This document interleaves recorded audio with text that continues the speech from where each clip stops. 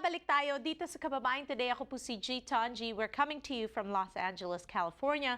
And we are the only daily talk show for Filipino Americans on terrestrial TV. Ibig po sabihin nun, libre po kami. At ngayon naman, isang segment na talaga namang inaabangan, No History, No Self, with Professor Brandon Reilly. Panoorin natin to.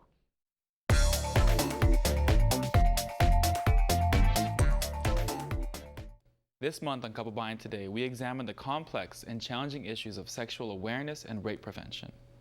When we think about the issue of rape in Filipino history, one horrific chapter of our past stands out, that of the Filipino comfort women and men forced into sexual slavery during World War II.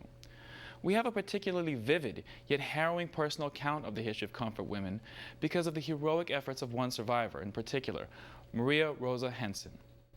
Henson was one of the countless women taken during World War II to serve as sexual slaves for the invading Japanese armies all across Asia. The Japanese referred to them as comfort women because their purpose was to provide comfort for the Japanese soldiers. What this meant in practice was that they were serially and violently raped on a daily basis over the course of the years of Japanese occupation. When I look at maps of Japanese-occupied Asia during the war, I imagine not only the millions who died, the even more numerous Asians who were then living under the brutality of Japanese rule, and the invading armies themselves, but even more horrifyingly, the thousands upon thousands of women whose daily existence was one of being raped and raped and raped, day after day after day. Researchers estimate that anywhere between some 80,000 plus to 300,000 women were forced into sexual servitude over the course of the conflict. One of the things that distinguishes Henson was that she not only survived, but that she also wrote a memoir of her life before, during, and after sexual enslavement, titled Comfort Woman, a Filipino story of prostitution and slavery under the Japanese military. In one passage, she recounts her daily ordeal, quote, "At 2 in the afternoon, the soldiers came. Some of them were brought by truck to the garrison. My work began, and I lay down as one by one the soldiers raped me. At 6 p.m., we rested for a while and ate dinner. Often I was hungry because our rations were so small. After 30 minutes, I lay down on the bed again to be raped for the next 3 to 4 hours. Every day, anywhere from 10 to over 20 soldiers raped me. There were times when there were as many as 30.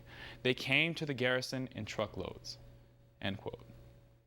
Following the war, Henson married in 1945, found work in the La Suerte cigarette factory in Pasay in 1957, and raised 3 children all throughout. Yet it was not until 1992, when she heard an announcement on radio asking former comfort women to come forward with their testimonies, that she recounted her story to the public. Now in her mid-60s, she urged listeners to call her Lola Rosa, the name we now know her by. Henson fought so that other victims could seek redress.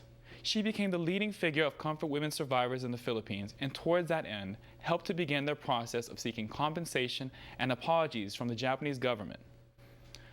Asked why she did this, she told a reporter, quote, "I am telling my story so that they will feel humiliated," they being her captors. Quote, "It is true, I am an avenger of the dead."